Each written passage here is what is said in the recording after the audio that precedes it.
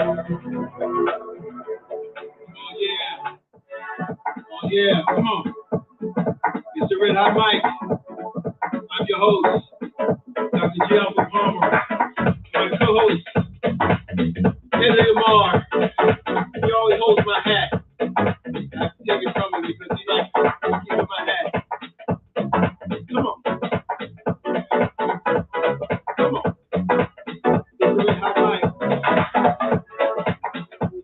This is how we do. This is how we do.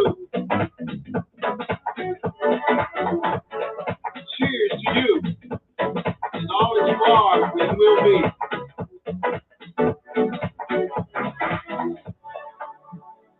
Come on in this house. Come on in this house.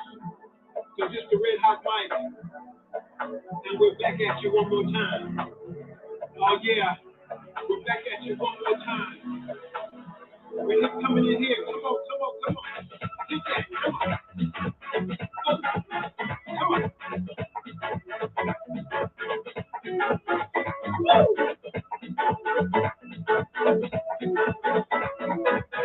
Oh yeah.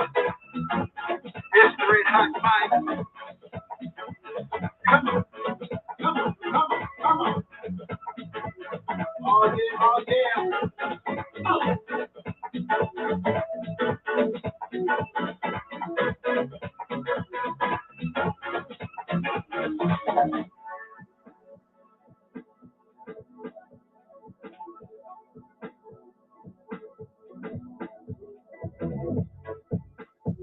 It's the Red Hot Mike. Come on. You know how we do it. It's Hump Day Eve. Come on. Gotta get a little something in there. Come on. I know. Come on. Anyway. Come on. Come on. Come on in this house. Come on. It's the Red Hot Mike. It's the Red Hot Mike. It's the Red Hot Mike. Come on. Come on. Come on. Come on. Come on. Woo! Oh yeah. Oh yeah. Come on. I appreciate you. I'm glad you're here with me.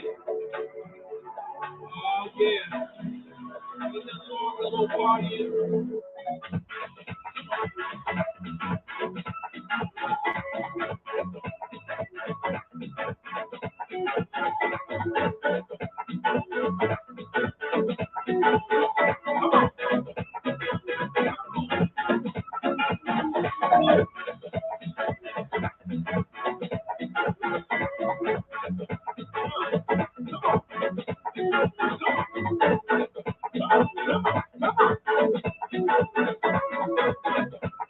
Oh yeah. So Red Hot Mike. Coming here tonight. Coming in here to ruminate, elevate, and to activate. Come on.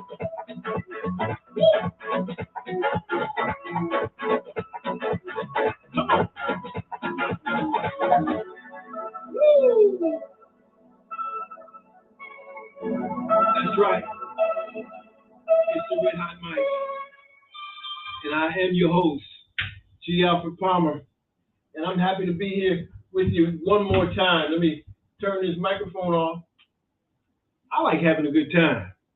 And sometimes, if you had a hard day, you went through some things,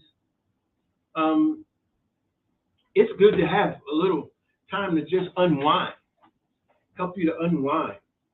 And I like to unwind a little bit. I needed it tonight. I really did. I really needed it tonight. And I'm glad you're with me. G. Alpha Palmer here. And I'm so glad that you are here with me one more time. I'm trying to turn these lights out, give us a little bit. Be right back.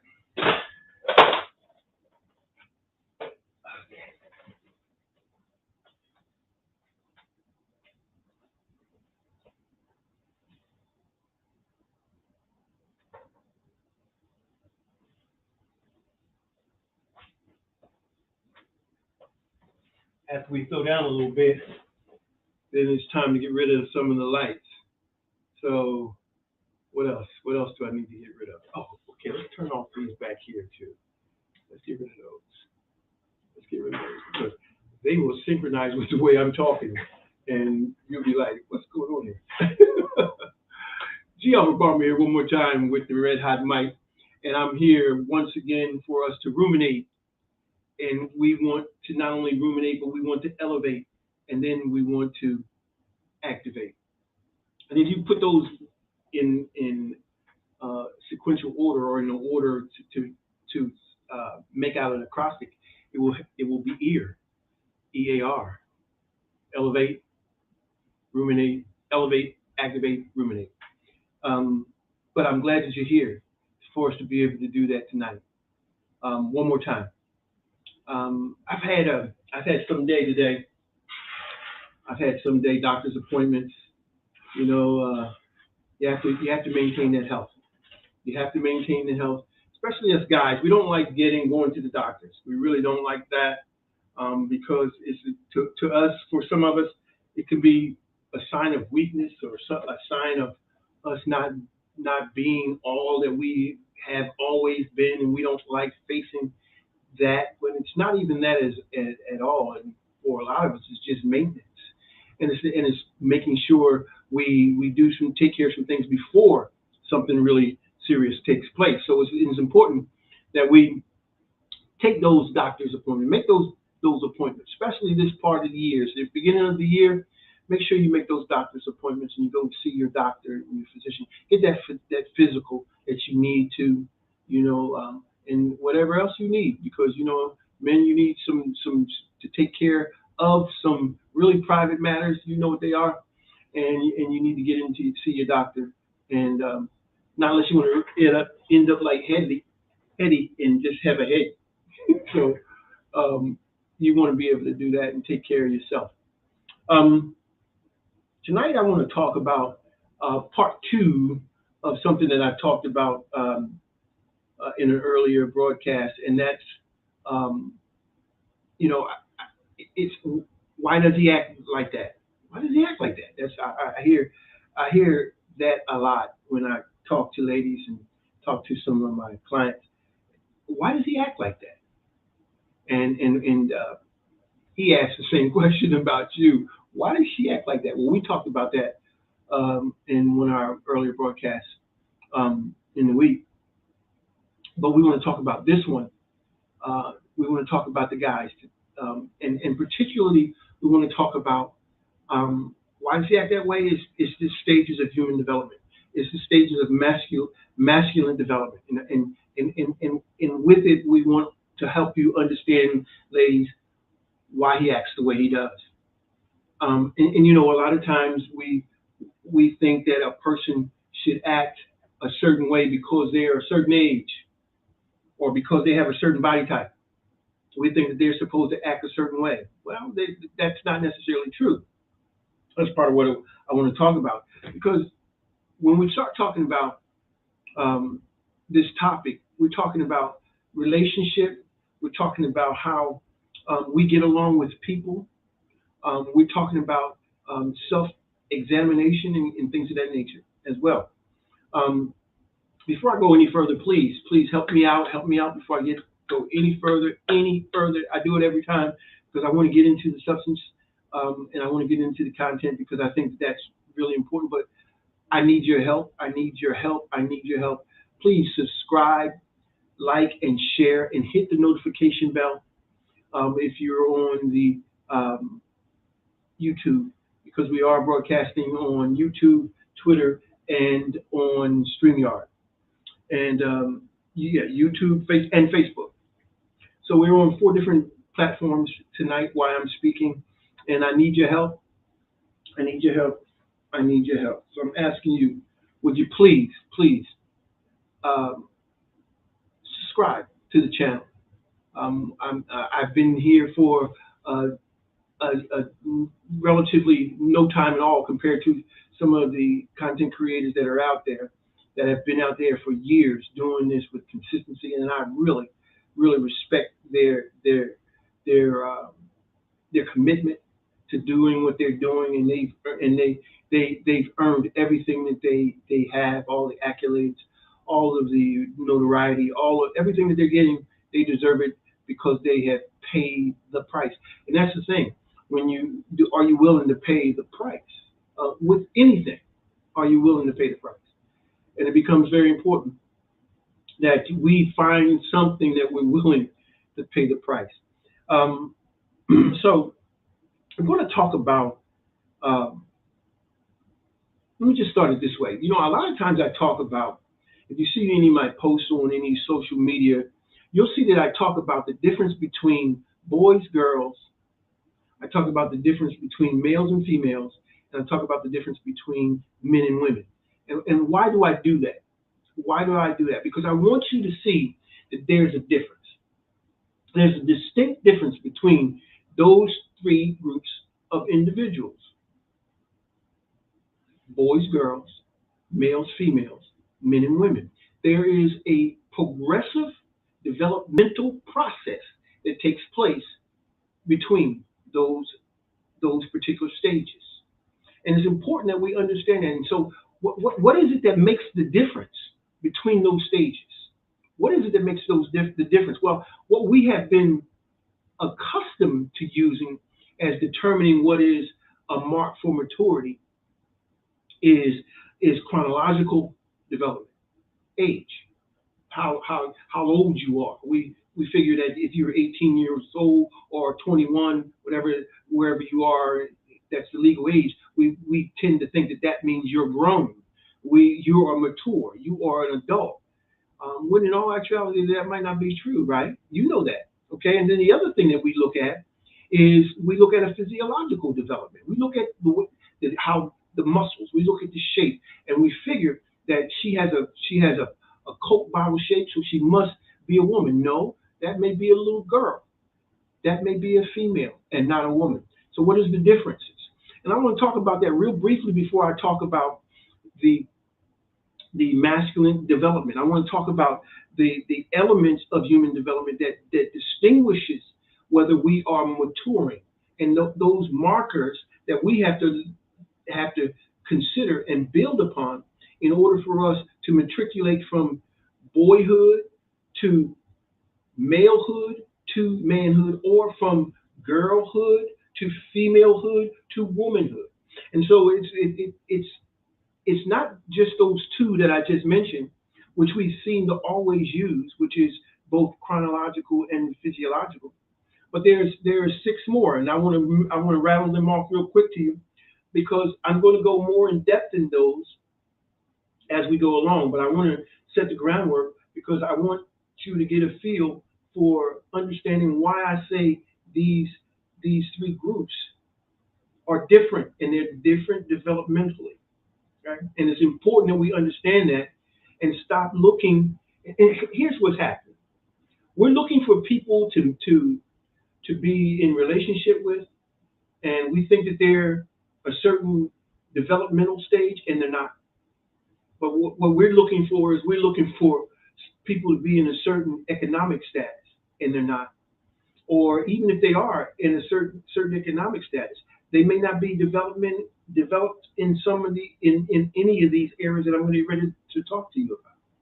So it becomes very very important that it's not about material things, but it seems like that's what this uh, most people these days are really more concentrating on: material gain, wealth, and thinking that that's going to sustain you. But listen, I want you to understand this: if you find your individual purpose, you'll have everything you need to be prosperous, productive, to prolong your life, and everything that you need. It's going to be there if you find purpose. But that's the thing that we're not doing. We just want to live. We want to have fun. We want to party and have a good time, and we don't want to affect change in our community, culture, and clan. That's what we're here to do. We're here to make a difference. We're here to make a contribution to changing our community, culture, and clan, and make a difference in the surrounding that we live in. So let's talk about these these elements of developmental process and progress that we need to make and we need to take into account, not just the two that we always look at. But the first one that I want to mention is that we've got to look at mental development. Mental development. There are so many people that are not mentally developed.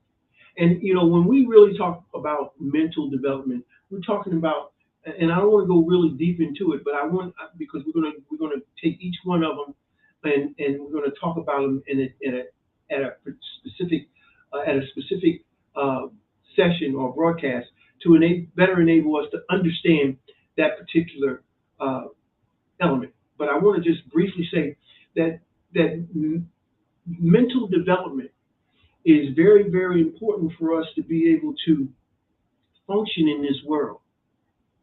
If we're going to function in this world, we have to mature mentally. We can't think the way that we used to think. We can't operate on the same mental level that we did when we were younger. We have to operate on a different level. One example of that is myself looking at, I can't operate on the same dietary level that I was before. As you get older, you have to look at how you eat. You have to look at the food that you intake, because if you don't, it will eventually wreak havoc in your life down the road. So you have to take a different mental perspective, and to do that, you have to come to a mental place of understanding some certain things about diet. So it's a mental developmental process that needs to take place, not only in our relationship with diet, but in our relationship with other people, intimate relationships, maybe relationships on our job, right? Maybe in our social environments, in school, or what have you. These relationships, there has to be a mental progression in them. You don't think the same way you did. I hope not. You don't think the same way you did when you were younger, when you were a boy, or when you were a girl, or when you were a male, or a female, because now you're a man or a woman, and you should be operating on that mental level. So we're going to talk about that as well. The next element is cognitive or cognition, and cognitive seems like it's going to be like mental, but I like to liken it like this. If we were going to I was going to liken mental development to something. I would liken it to a refrigerator. It houses stuff, right? And and the cognitive development are the things that go in the refrigerator that you choose to put in the refrigerator. That whether those things are good or bad, those things are positive or negative, those are things that you put in there. Cognitive ideologies, paradigms, thoughts. All these things are cognitions and cognitive that go into the refrigerator, if you would. Okay, and sometimes they stay in the refrigerator too long. They need to be thrown out, and you need to reassess those and get some new paradigms, some new ideology, and new ideas to put in that refrigerator. Just because those ideas have been with you since you were a child, and they've been in that refrigerator, guess what? That needs to be thrown out, right? That needs to be thrown out. So when we're talking about the difference between cognition or cognitive and mental, that's the idea, the picture that I use.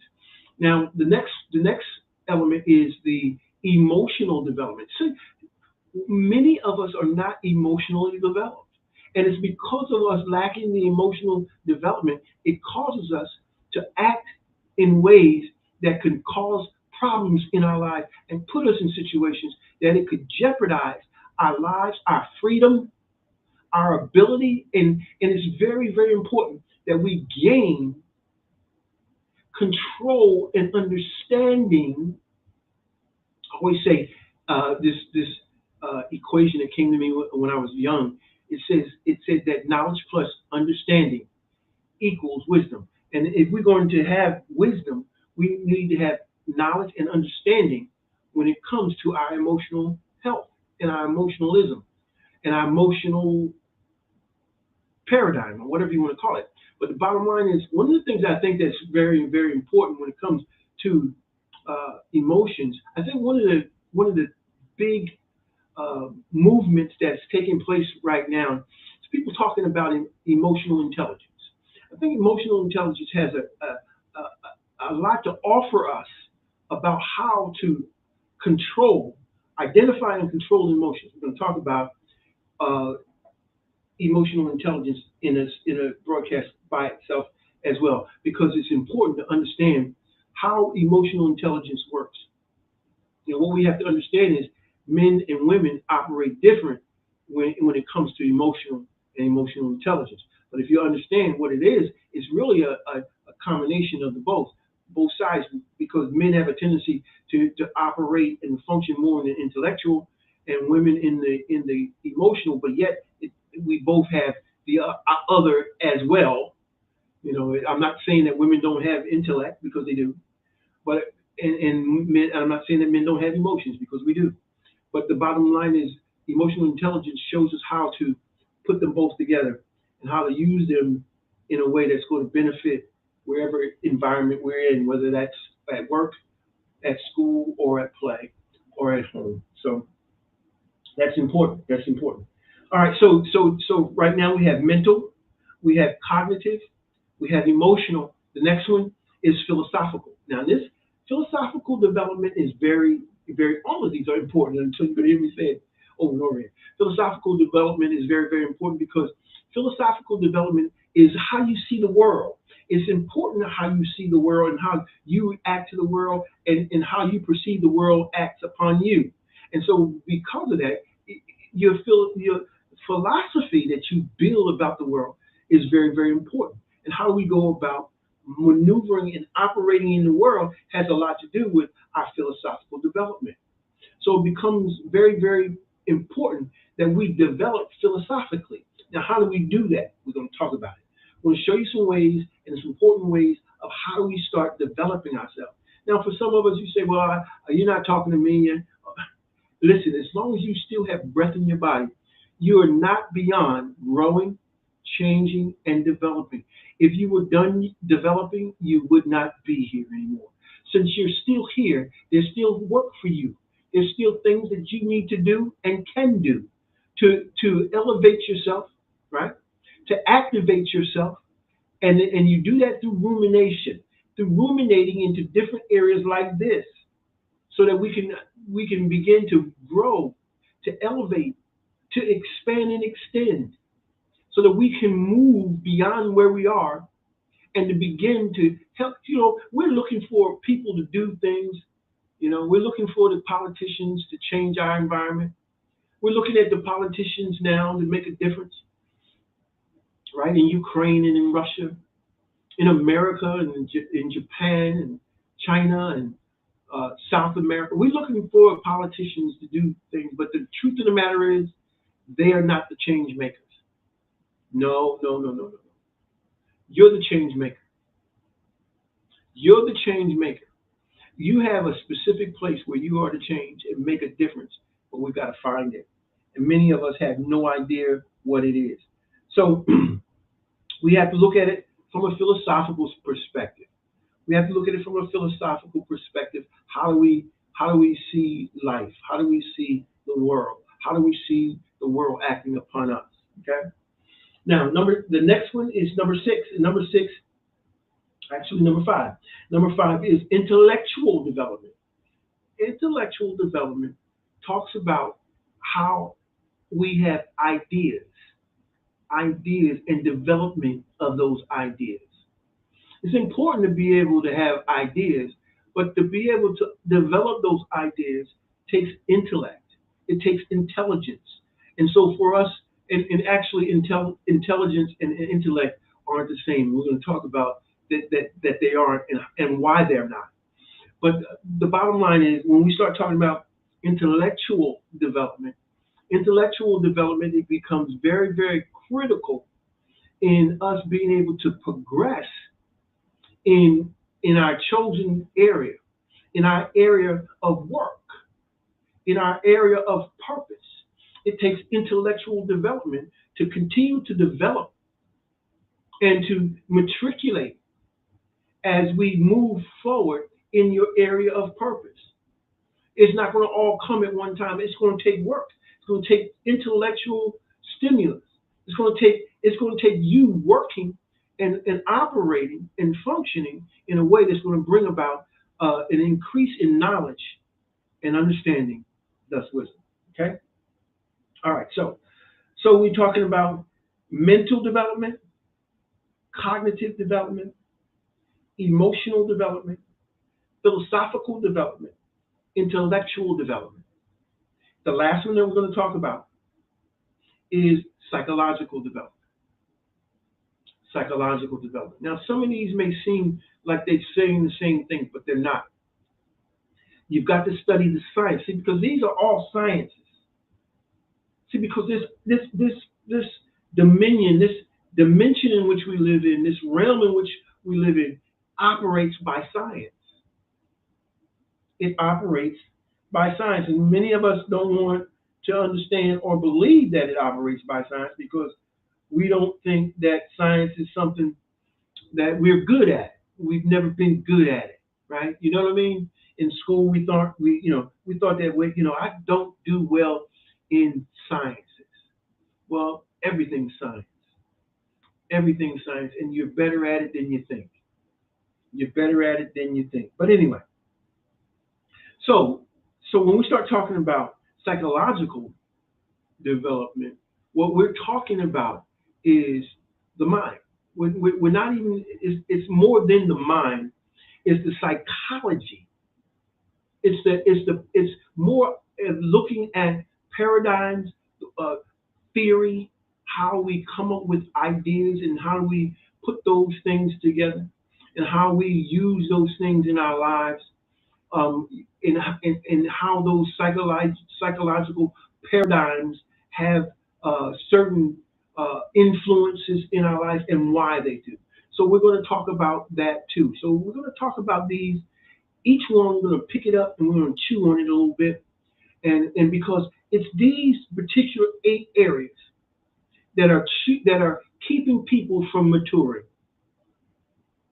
And if you're looking for a relationship, if you're looking for someone to partner with, if you're looking for a lifelong partner, if you're looking, I hear a lot of folks say, they are not looking for a lifelong partner. I would dare say this to you. You're not built that way. You're built for partnership. Not even partnership, because I don't like that word. I don't like that word. But union is what the word I really want to use, because that's what we're supposed to do. We're two to become one. Partnership is 2 different people. A union is coming together as one. In a partnership, people still stay individualized. In a union, they become one. And so it's important that we look for a union. A partnership is always going to dissolve. And I hear people say, "Oh, I'm looking for a partner." No, you should be looking for someone to come in union with, because coming in union is going to solidify. It's going to come into a unity, a oneness in all these areas that I talked about. And a oneness doesn't mean you think all the same things, but the salient points, the important things, you have a tendency to have the same type of mindset, same type of cognitions, same kind of philosophy, same kind of psychology. You get what I'm saying. So it begins to help us to come together and be that one that we're supposed to be. But I hear people saying that I don't want to be with anyone yet, but that's not how you were designed. You were designed to be with someone. It's not good that you be all one. It's not good for you to be alone. It's good for you to be with someone. Now, many of us have had opportunities to be with folks, and we measured them on what we thought that they should be or could be or whatever, and because they didn't measure up to what we thought, we pushed them aside and went on our way. Now, there are some things that you should leave, but Most of the time, I was there to say most people left not because of some kind of of dangerous situation. Those are not as many as we want people to think that they are. Oh well, I was abused. I was no. You weren't abused. You weren't abused. You weren't abused. It's getting to the place of understanding that real abuse, real abuse, real abuse are not the type of things that we're talking about. I'm not talking about those things. Those things you're supposedly doing. But some of these things, people just make up stories. They make up stories about what's happening behind closed doors and gives them a justification for some of the actions that they do in breaking their own relationship and wind up being alone, dying alone. Everybody is still moving on the continuum of life, and everyone is matriculating, getting older, coming into new cognitions, coming into new mental paradigms, coming into new areas of life, and change takes place. But we want them to be fixed the way we want them fixed when we want them fixed.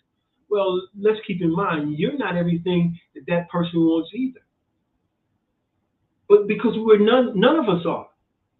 But to say to be dishonest and say the person is doing some things that they really didn't is is it shows a lack of character. It really shows a lack of character. Not only does it show a lack of character, it shows a lack of moral fiber. And those kind of people will never find anyone because they tend to be liars. They tend to be cheats. They tend to be the kind of people that will always look to move on to the next, to the next, to the next. Anyway, okay, so we're talking about we're talking about. I want to talk about really why he acts the way he does. Now, in a nutshell, I just told you because of the lack of development, or underdeveloped, or not developed in these one of these six areas. The two that we know, there are eight areas, but there's two that we know, and that's again physiological and chronological, age and physical appearance. But I'm not talking about those. I'm talking about the other six that I mentioned. If he's not developed in those areas, surely he's going to present problems relationally.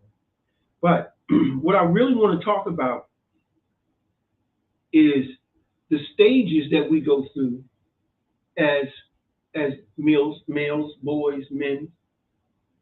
The stages that we go through, and how important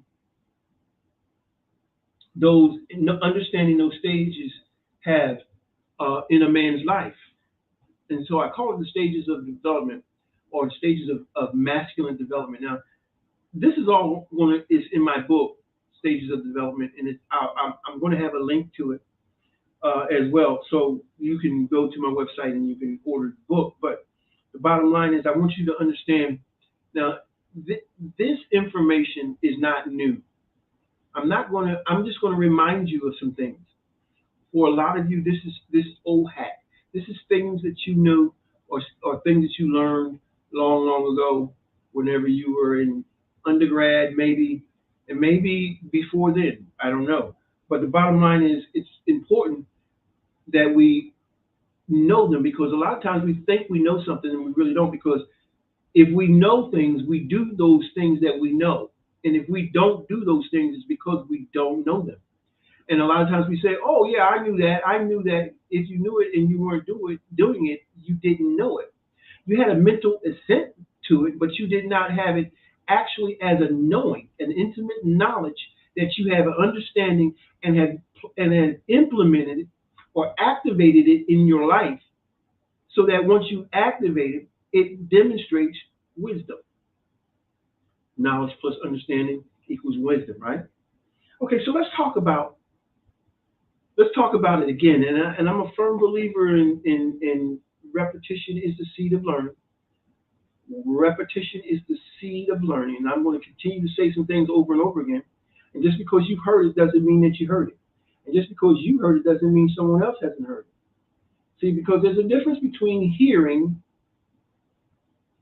you got to have an ear to hear, and listening. Okay? Listening is more mechanical. Listening is more mechanical. And hearing is more of the whole being, spirit, soul, and body. It takes all of you to hear as opposed to listening.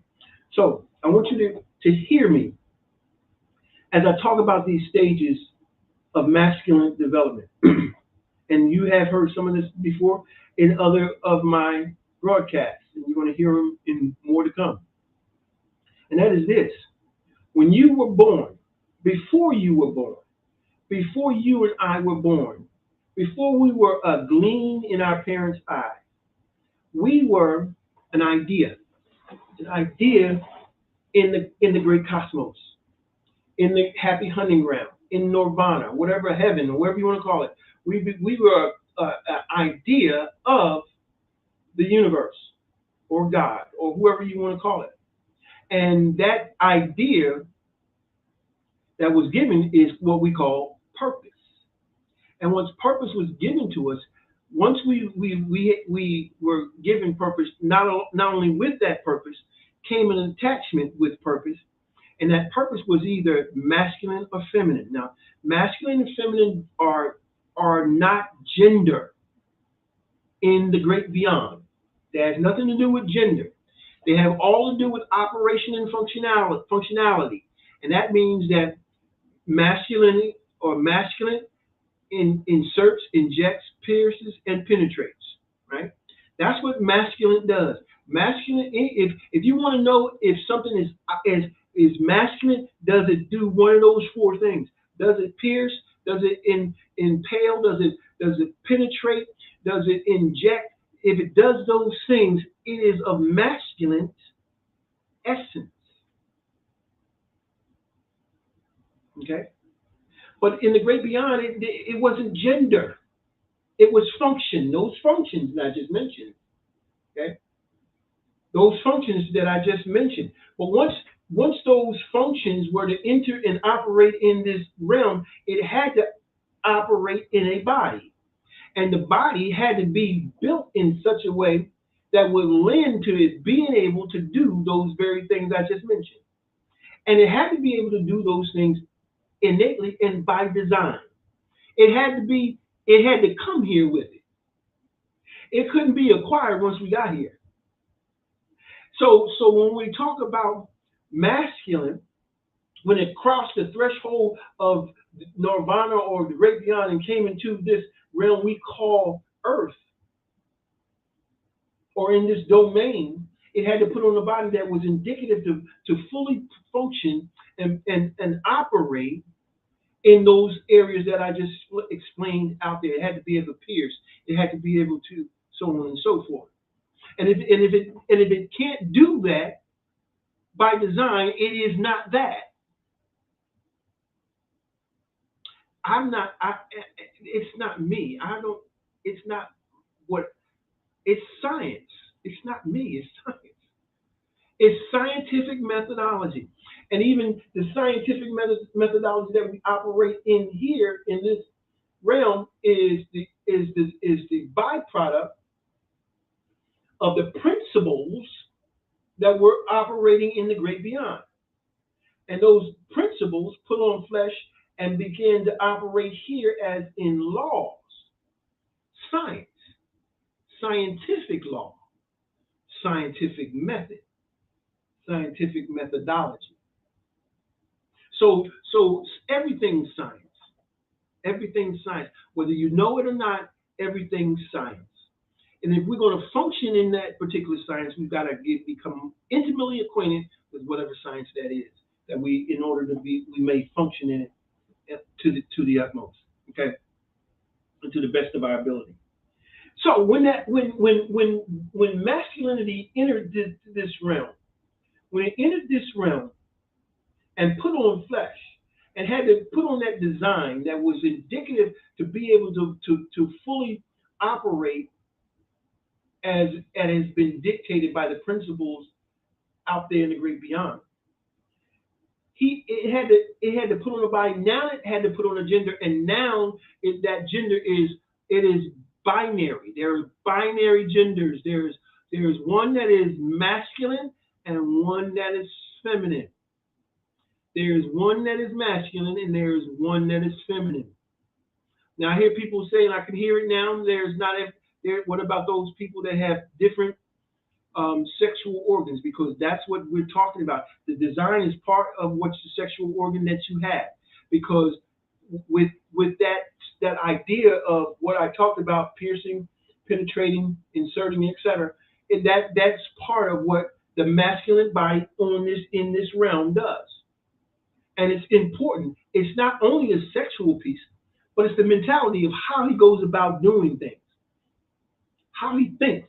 His thinking is about piercing. And a lot of times we have a tendency to not like masculine thinking because it does pierce. It's direct. It's very direct. It's very straightforward. It pierces, it penetrates, and it doesn't. It's straight, no chaser. It doesn't go using a spoonful of sugar to help the medicine go down. It comes straight through. Like I heard one comedian say, it's like a shot of liquor. It is straight, okay?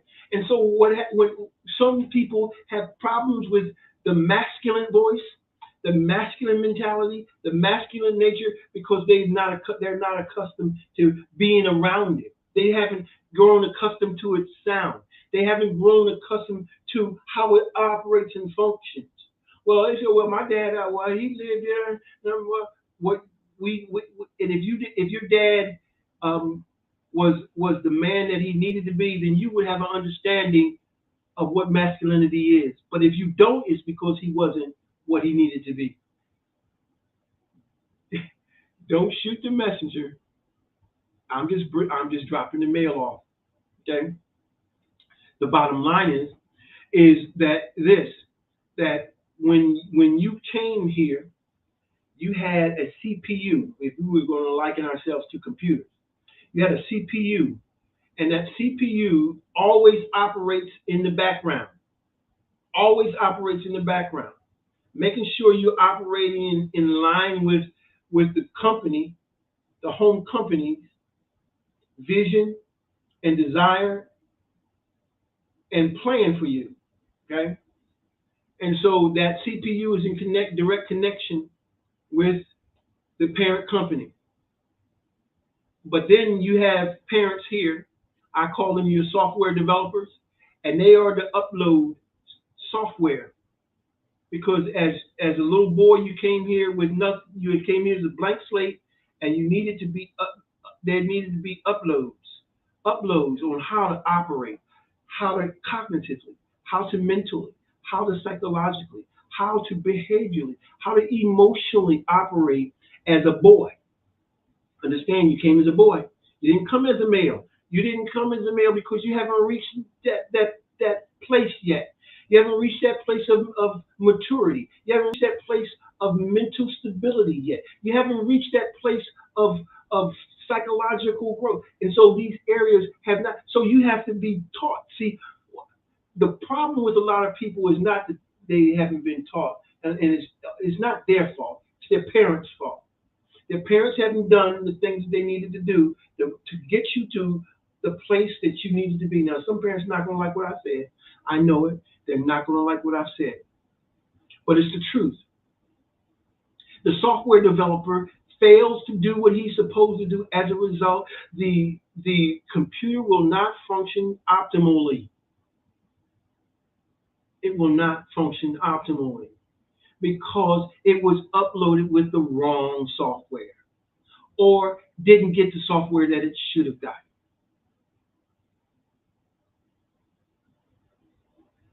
So it becomes critical that they get that software.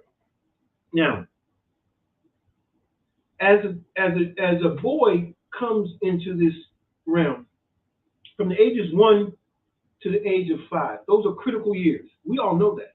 We've heard that. Those are critical years. Those are key foundational development years. And those years for a lot of kids, they did not have they did not have both parents, and you need both. You need both. Some say they don't need this. I don't need him. I don't. Yeah, you do. And we can look at the children and tell that we do. And I'm not saying it's your fault because I'm a firm believer that single parents do the best that they can with what they have. They do the best that they can, and if they could do better, they would. But the bottom line is, you do need that other parent. You need that other parent in order for that parent and that child to get and understand what it is that that parent has that that child needs, because there is a wealth of information that that parent has that that child needs. Okay, but between 1 and 5, very, very, very important years. We know that, we've heard that most of our lives. We've heard that those years are very, very critical. Now, there's some identification markers that we need to be able to identify in those first 5 years. First, there's selfishness. Babies are selfish. It's all about them. It's all about them, and they're going to cry, and they have different cries for different things that they want. And so we have to be able to pick up what that cry means. Okay, and it's their way of getting them their needs met, right? So that there's a sense of selfishness. Not only selfishness, but it becomes a bit of autonomy. They learn that they're separate from the world, and they're separated from their parents, and they're separated from everyone. They are a standalone individual, and they start learning that they have wants and needs, and et cetera, et cetera. And so they learn how to get those needs met. Now, some other things that they learn about is they learn 1 to 5. They learn about force. They learn about force and forcing their will on others, and taking and all those kinds of things. They learn how to be aggressive, and not only aggressive, but they fight, and they also learn violence at young ages. You've seen little young children fight. You've seen them fight, real young, 1 to 5. We call them the terrible what? Yeah, I know. And it's because they become very, very volatile, very, very selfish. They want what they want when they want it, and they want it now. Okay, so these are very important identification markers, and not only that, but when we look at some other markers that are important, I mentioned one, the whole idea of autonomy. And exerting the use of force becomes a part of that, and the use of force and violence to get what they want. And so we see that when children are taking stuff from one another and hitting one another and crying, they're learning the whole idea of force, violence. They're learning of selfishness. They're learning of aggression. Okay, and they learn that they get what they want if they're aggressive, and so they tend to lean on that. That's what happens with boys. They have a tendency to be more and more aggressive because they've gotten the results they wanted as a result of being able to be aggressive. Okay, so not only that, but they not only become self-aware and they increase in their autonomy, but they become environmentally aware. They become environmentally aware. And understand that the strong survive. They get the strong gets the victory. The strong gets the trophy. The strong gets the recognition. The strong gets the food. The strong gets the cookie. The strong gets the milk. Whatever. The strong gets it. So they learn those kinds of things. Okay. Now, these are key characteristics. But let's talk about some of the key influencers. Who are the people that influence the young boy at this age? Who plays a great role in his life at this age? Well, the first person that does is himself, because once again, He's selfish. He sees himself as the center of the world. He sees himself as King Tut. He sees himself as a king. And that's what we want to see now. We want to, oh, I'm a king, I'm a queen. No, you're not. You're an individual. You're an individual. You're an individual. You're not a king. You're not a queen. You're more than that. That limits you, saying you're a king or a queen. That limits you. But if we're going to look at some of the key influencers, it's their own self-will as a key influencer, you know, and right behind them, or maybe even just, well, yeah, behind them, because it's going to always be self-will will come first. But right behind them is their parents, and their parents are very, very important to them, and it's all, the parent that have the same gender, even more important, because they are the ones that model and discipline and motivate them to be what they are supposed to be. The father has the best means of motivating the son because the son sees the same equipment, same design as him. And so that brings about a sense of wanting to model after and to be like. Okay, so it's important to understand that parents play a great big role. So when not only that does that parent play a great role, but there's an attraction to the parent that's of the other gender, which is important too because they learn about relationship, male female relationship, and their first male and female relationship is going to be with the opposite within their family and their father and their mother. That's important that he learns how to function within a relationship. Not that he be a mama's boy, but that he be able to function within a relationship properly. Properly. Okay? So he as he continues, there's one more thing. There's one more thing. Not only does he also, it's kind of a two-edged sword with the parent of the same gender. There is a wanting to be like them in some semblance, but there's also some resentment because there's some jealousy there, because they're vying for the attention of the other parent, and this becomes competition. So the whole idea of competition is introduced very, very early. It's instinctual. It's innate. It comes here. Why? Because you need that sense of competition to fulfill your purpose, to fulfill the very thing that you're supposed to be doing. Competition becomes very, very important for you gentlemen. You're not supposed to not compete. So what we're doing now is we have leagues where everybody gets a trophy. That is wrong. That is wrong because what it does is it squashes and it quells the whole competitive nature of the masculine mind. Masculine is supposed to be competitive.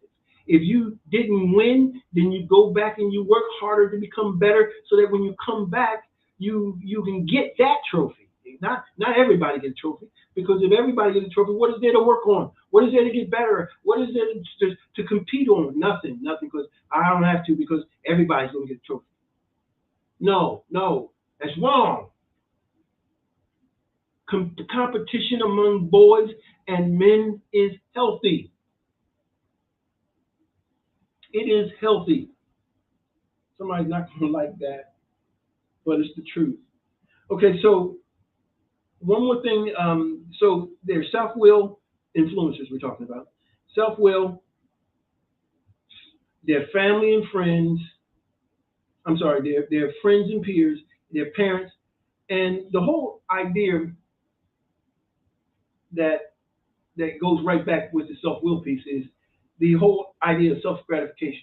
That's what it's all about for the boy between 1 to 5. Self-gratification. He wants what he wants when he wants it, and no one's to stop him. Now, how does he learn these things? Well, they're activities.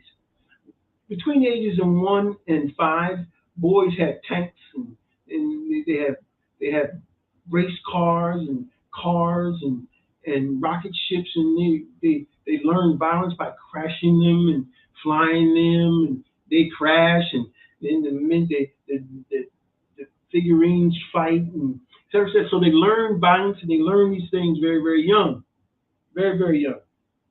Now, that's from age birth to uh, 5 years old. Now, when we look at age 6, the next phase is boyhood. Boyhood goes from age 6 to about 11, 10, 11. Okay? And so some of the key characteristics is that in this particular area, he wants control. He learns the whole idea of fight or flight. Fight or flight. Some of you even grasp it in the earlier stage as well. But if not, then it definitely becomes a part of him in this particular stage. And then also there's the idea or the principle or the concept of aggression. Aggression becomes a very real thing in the boy's life between ages 6 and 11. There's nosebleeds, right? There's fights, right? There's name calling. There's all these things. There's aggression, fight or flight. He either fights or he runs away. And if he runs away, then there's a need for the software developer to take him and teach him some things about running away and not running away and what the pros and cons, et cetera, et cetera. So that's the importance of the father or the parent in the home. Okay, so there's the control, fight or flight, aggression. There's the idea of winning and losing. That becomes important to a boy, and even throughout his manhood and in the rest of his life, winning and losing will always be important because that's the way we were born. We were raised that way. Okay, and again, I think we talked a little bit about in the last phase, and that is the idea of force. Force. Okay, so these are some of the key markers, characteristics. And so how does these particular markers come about? They come about by toys, social culture, messaging, and by the family dynamics. Your family plays a big role in how and what particular uh, masculine or feminine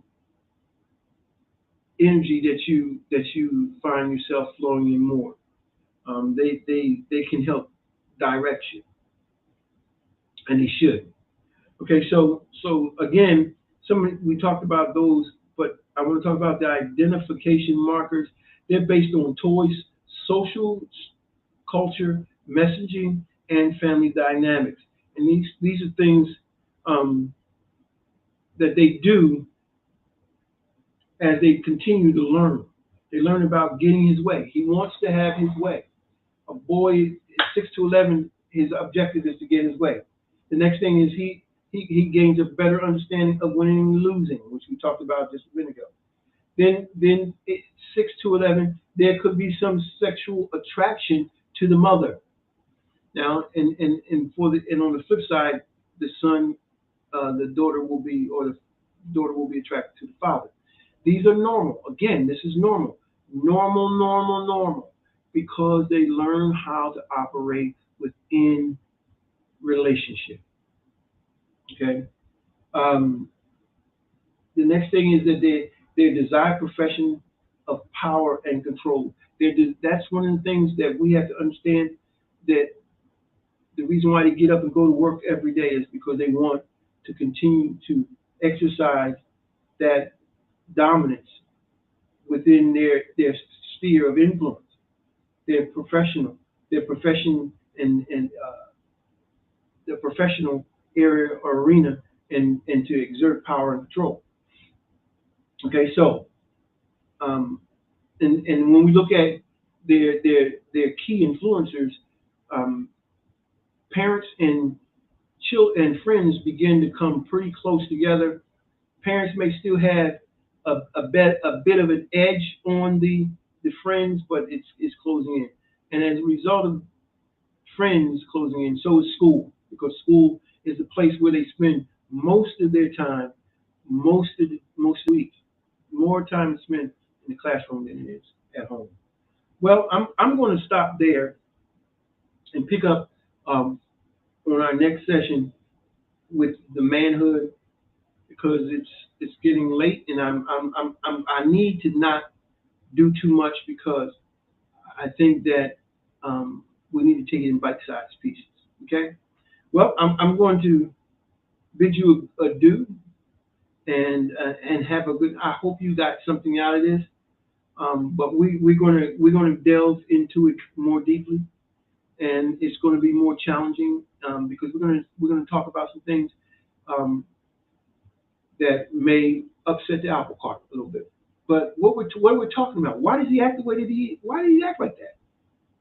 He acts that way because of his development. He acts like that because of his training. He acts that way because of how he was disciplined or the lack of the discipline necessary for him to do what needs to be done to operate in the world today. Now, I want you to understand this. This is not to put anyone down, but it's for us to be able to make better choices. And if it's one of those things where you want more insight, go to my website. Um, you can DM me. I've been receiving DMs and picking up some new clients now. If you feel like you need some time, that you need to sit down and talk with someone, I'm your guy. Been in the mental health and substance abuse field for many a decade, so I can and would be willing to help you in those areas. So it's not a whole lot that I haven't seen or heard as far as that goes. But anyway, I'm gonna stop there. We're gonna pick up at age 12 for our next broadcast because I want you to just be able to chew on that little bit right there, and we'll come back and we'll have more. This is Dr. G. Alpha Palmer saying to you, purpose makes you super naturally. Peace.